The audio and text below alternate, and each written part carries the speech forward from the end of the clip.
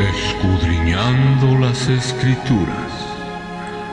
A continuación pasaremos un momento en la presencia de nuestro Dios, escudriñando las Escrituras, en compañía de nuestro hermano Salvador.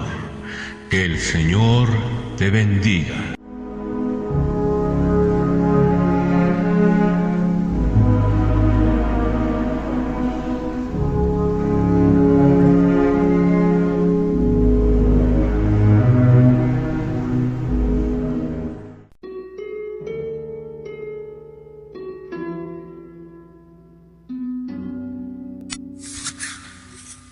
Toda la gloria es para Dios.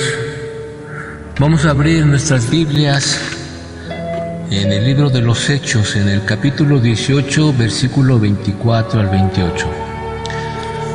Dice Hechos, capítulo 18, versículo 24 al 28. Dice en nombre de Jesús. Llegó entonces a Efeso un judío llamado Apolos, natural de Alejandría, varón elocuente, poderoso en las Escrituras. Este había sido instruido en el camino del Señor, y siendo de espíritu fervoroso hablaba y enseñaba diligentemente lo concerniente al Señor, aunque solamente conocía el bautismo de Juan, y comenzó a hablar con denuedo en la sinagoga. Pero cuando lo oyeron Priscila y Aquila, lo tomaron aparte y le expusieron más exactamente el camino de Dios. Y queriendo él pasar a Acaya, los hermanos le animaron y escribieron a los discípulos que lo recibieran. Y cuando él llegó allá, fue de gran provecho a los que por la gracia habían creído, porque con gran vehemencia refutaba públicamente a los judíos, demostrando por las Escrituras que Jesús era el Cristo. Sería muy recomendable que antes de escuchar este tipo de estudios hicieras una oración a Dios, en las cuales te pusieras en sus manos, para que Él te pudiera dar discernimiento y entender el mensaje que tiene para ti. Hay personas que sin que nadie les diga, toman la decisión de ser un beneficio para los demás. Otros, por el contrario, aunque se les diga lo que deben de hacer, no quieren hacer nada. Nuestro estudio lo comenzamos con esta pregunta: ¿tú de cuál eres? ¿Eres bendición para los que te rodean o eres una piedra de tropiezo? Hoy vamos a hablar de alguien que no estaba esperando a que nadie le dijera que había una necesidad de que la gente conociera al Salvador del mundo, sino que usando la sabiduría que Dios le había dado, tomó la decisión de ser útil para los demás. Hoy vamos a hablar de uno de los personajes bíblicos menos conocidos, pero uno de los más dignos de seguir su ejemplo. Hablemos de Apolos, ese personaje que aparece en el libro de los Hechos. Vamos a analizar con la ayuda de Dios lo que dicen las Escrituras de este hombre y en qué nos beneficia a nosotros saberlo. Vamos a dividir nuestro estudio en 10 partes, en 10 puntos. El primero, un judío llamado Apolos. Aunque Apolos había nacido en Alejandría, Egipto, él se había dedicado al estudio de las Escrituras y había permanecido fiel a la fe de sus antepasados de creer solo en las Escrituras, aunque vivía en una tierra de paganos. 2. Dice la Escritura que era un varón elocuente. La elocuencia es la capacidad que tienen las personas de expresarse en público de forma fluida, elegante y persuasiva. Es una manera de expresar emociones de tal forma que produce convicción en el oyente, mediante la lengua hablada o escrita, de una forma llamativa y apropiada. Apolos se dejaba llevar por la pasión de la predicación, haciendo más llamativa su exposición, algo así como dijo el apóstol Pablo en Colosenses 4:6: sea vuestra palabra siempre con gracia, sazonada con sal, para que sepan cómo deben responder a cada uno. Pues lo que no está sazonado es insípido. Debemos darle sabor a nuestra palabra, una plática agradable, aunque no todos la aceptarán, y no quiere decir que por eso las almas se salvarán, pues el que hace la obra es Dios. Número 3, dice que era poderoso en las Escrituras, pero su eficacia, como lo hemos dicho, no estaba en su elocuencia, sino en que era poderoso en las Escrituras.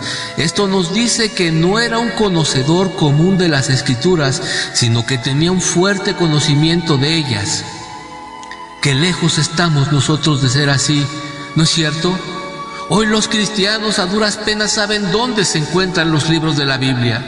A veces se les dice que buscan el libro de Oseas y lo están buscando entre las cartas de Pedro.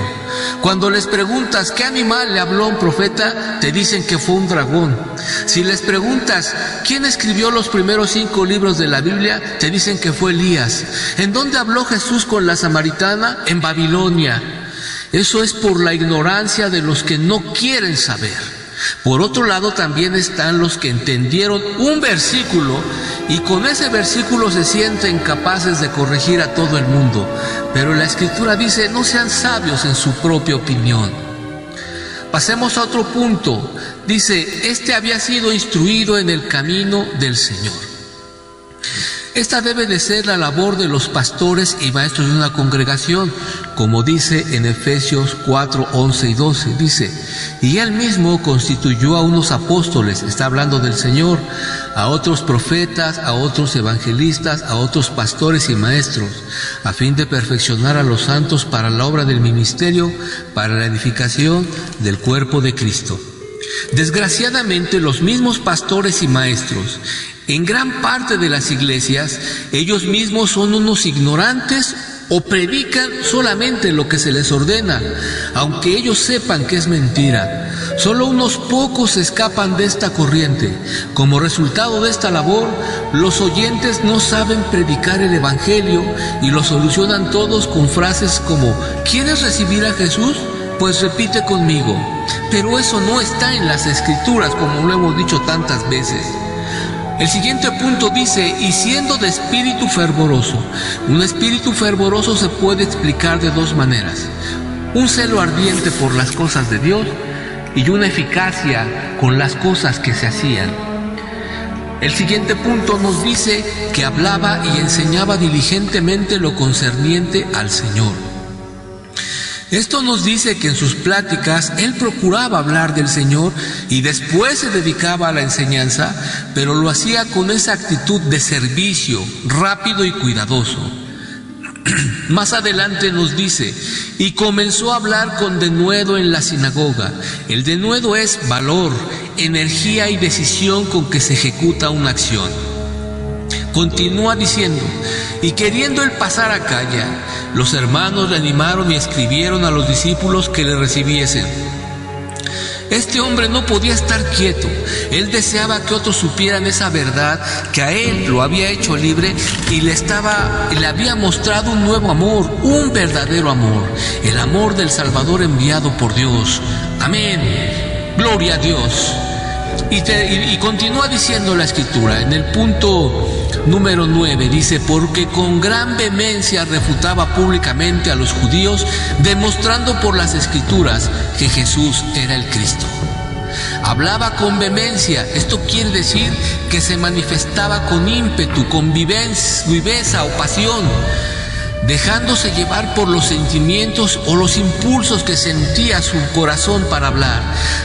Refutaba, rechazaba la validez de una idea que habían impuesto los fariseos. Todos los que hemos leído un poco las Escrituras sabemos que ellos habían impuesto mandamientos que para ellos eran válidos, pero él los refutaba con las Escrituras. No nada más con argumentos, sino con las Escrituras. Intencionalmente me salté una parte que es el centro de nuestro estudio. Dice allá, y llegando él allá, fue de gran provecho a los que por la gracia habían creído. Hermano que me escuchas, ¿en qué te pareces tú a Apolos? Apolos dependía solo de las Escrituras para su exposición. ¿Crees tú solo en las Escrituras para tu preparación? ¿O eres de los que compran libros y videos y van a conferencias, pero nunca pasan un rato de rodillas para buscar la dirección de Dios? Hace unos días un hombre me criticaba por mis palabras. De inmediato vi que no era una persona que estudiara las Escrituras, sino que era uno de tantos que oyen y repiten. Le pregunté para demostrarle que sus afirmaciones no provenían de Dios, ¿cuánto tiempo le dedicaba a la oración para buscar la dirección de Dios? Su respuesta fue ofender, pero con eso dijo todo. Dime, hermano, ¿eres como Apolos o como este hombre del que te acabo de hablar? La palabra de Apolos era grata para los oyentes. ¿Y tu palabra es sazonada? ¿Quién sobresale más en tu plática, Dios o tu sabiduría? ¿A cuántos cristianos yo conozco que se alaban ellos mismos en sus palabras y al final de su palabrería acostumbran a decir: esto lo dije para gloria de Dios, pero mienten, y los rostros de los que los rodean lo dicen todo, como diciendo: ya cállenlo? Escuchar a esta gente es un fastidio, pues muchos, como aquellos que le gritaban a Herodes, voz de Dios y no de hombres, así también hoy muchos no desean oír a hombres egocéntricos y vanidosos que solo se alaban a sí mismos. ¿Eres tú como Apolos o como estos hombres de que te hablé? Apolos tenía un celo ardiente por las cosas de Dios. Contrario a esto, hoy vemos a los cristianos vender comida, ropa, cosméticos, videos, música, todo dentro de los templos. El pastor hablando y ellos mascando chicle, hablando por teléfono, haciéndole señas a una joven. Y cuando se les pregunta qué entendieron, no saben qué contestar, pues no hay celo dentro de ellos por las cosas de Dios. Para muchos, el templo es un club social y asisten más emocionados por las ricas comidas que venderán en el comedor que por el alimento espiritual que habrán de recibir. ¿Tú tienes un celo como Apolos o eres como los que acabo de mencionar? Apolos era eficaz en las cosas que hacía. Aquí en México tenemos una muy mala costumbre de decir: ¡ay, se va! ¡Ay, como quede! Esto quiere decir, no importa cómo quede, y lo mismo aplica en las cosas de Dios. No nos importa muchas veces cómo hacemos nuestra labor, lo que importa es que el pastor deje de molestar y cumplirle a Dios. Pero eso está mal, y por eso no hay fruto en nuestras vidas.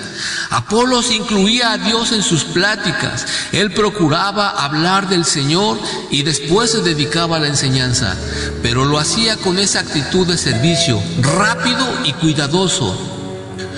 Hoy los cristianos hablan de todo, menos del Señor. Los oyes hablar de la final del fútbol, discutir por cuál joven es la más bonita.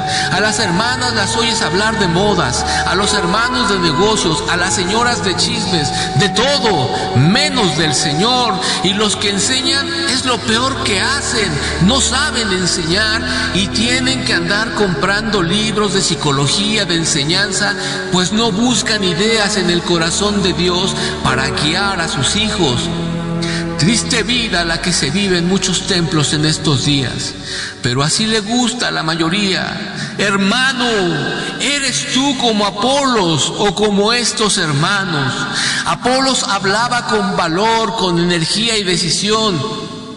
A veces les pregunto a los cristianos: ¿le compartiste el evangelio a esta persona? Y me responden: no, porque me dio pena, no para evitar una discusión, no, pero oraré por él. Y a esos mismos que les dio pena compartir el evangelio o que le compartieron con miedo, en cualquier momento los oyes gritar, pelear o hacer desmanes en plena calle.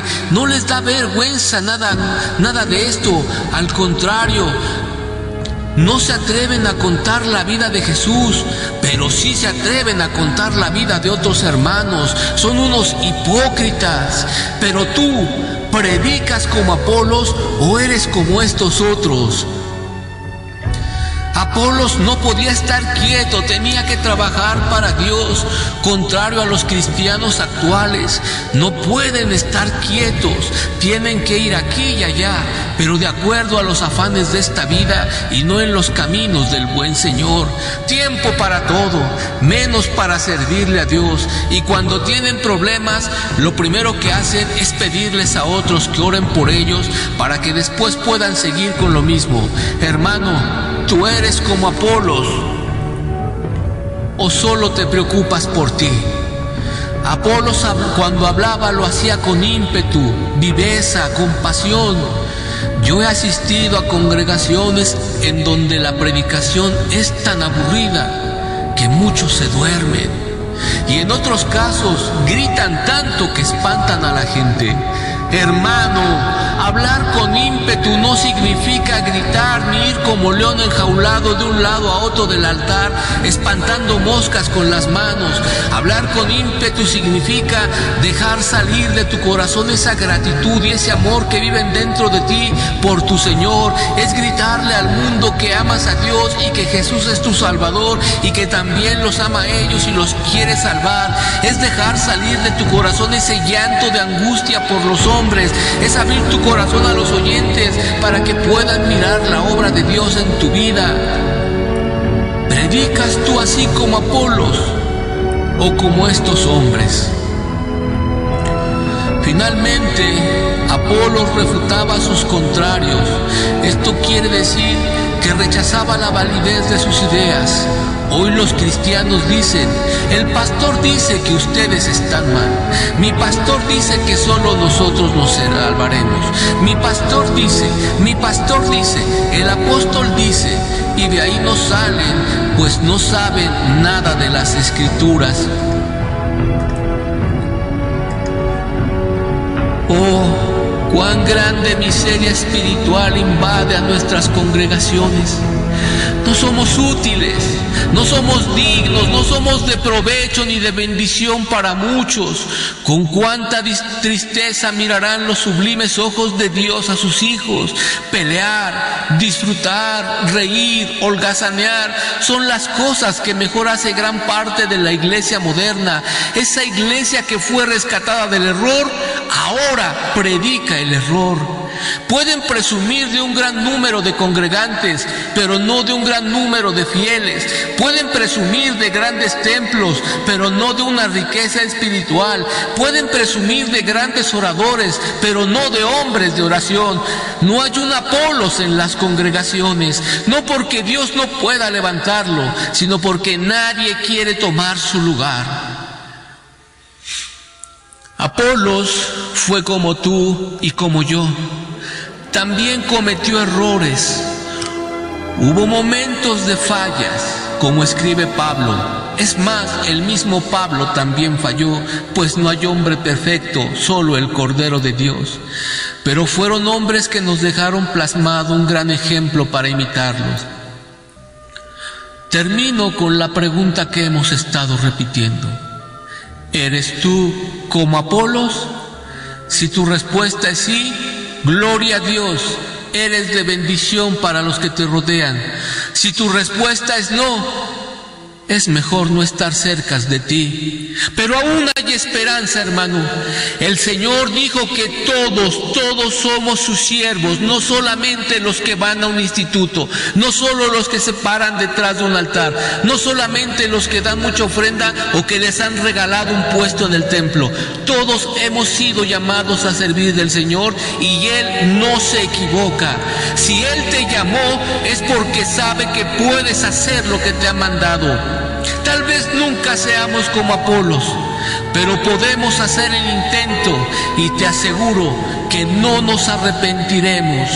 Basta con creer que Él lo prometió y también lo hará. Que Dios te bendiga, hermano, y te guarde hoy y siempre. Y recuerda, por favor, que el que te llamó es Cristo Jesús.